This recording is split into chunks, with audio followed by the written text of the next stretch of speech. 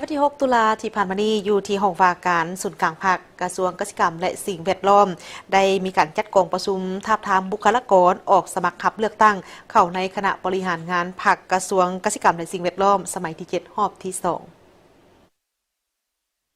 ประชุมทาบทามบุคลากรออกหับสมัครเลือกตั้งเข้าในคณะบริหารงานภาคกระทรวงเกษตรกรรมและสิ่งแวดล้อมสมัยที่ 7 รอบที่ 2โดยการเป็นประธานของสหายลินคำดวงสวรรค์เลขาคณะพรรครัฐมนตรีกระทรวงเกษตรกรรมและสิ่งแวดล้อมสหายนางบุษดีธนเมืองกรรมการศูนย์กลางพรรครองหัวหน้าคณะจัดตั้งศูนย์กลางพรรคบรรดาสหายคณะประจำคณะพรรคกระทรวงบรรดาสหายพนักงานอาวุโสบำนาญอดีตการนำกระทรวงบรรดาสหายเลขาห้องเลขาคณะพรรคภาคฐานคณะหน่วยพรรคภาคฐานสมาชิกพรรคพนักงานนำพาคุ้มครองของกระทรวงเข้าร่วมสหายลินคำดวงสวรรค์ได้กล่าวว่า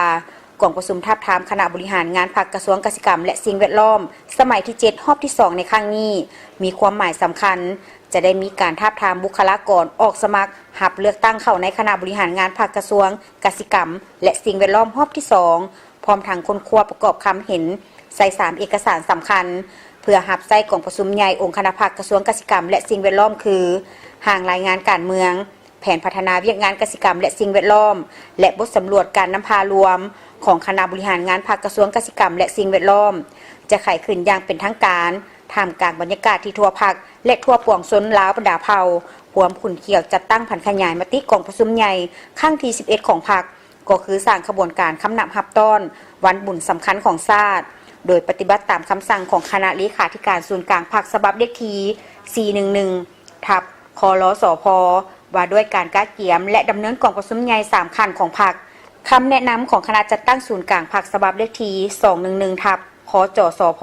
ว่าด้วยการจัดตั้งปฏิบัติคำสั่งของคณะเลขาธิการศูนย์กลางพรรคว่าด้วยการกาเกียมและดำเนินกองประชุมใหญ่3ขั้นของพรรคเพื่อเป็นบอนอิงทาบทามบุคลากรที่จะออกรับสมัครเลือกตั้งเข้าในคณะบริหารงานพรรคสุดใหม่รอบที่2กระทรวงเกษตรกรรมและสิ่งแวดล้อมจะได้ทบทวนเกี่ยวกับมาตรฐานและเงื่อนไขผู้จะออกรับสมัครเลือกตั้งเข้าในคณะบริหารงานพรรคกระทรวงสุดใหม่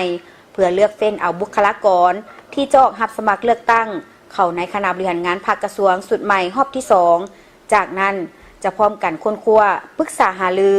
สนทนาแลกเปลี่ยนคำคิดเห็นและเป็นเอกภาพกันเกี่ยวกับ3เอกสารหับใส่กองประชุมใหญ่ขององค์คณะพรรคกระทรวงเกษตรกรรมและสิ่งแวดล้อมภายหลังผ่าน3เอกสารสำเร็จแล้วจะได้แบ่งเป็น4หน่วยในการค้นคว้าแต่ละหน่วยแม่นมอบให้บรรดาสหายคณะประจำภาคกระทรวงเป็นผู้นำพาและชี้นำในการค้นคว้าประกอบคำเห็น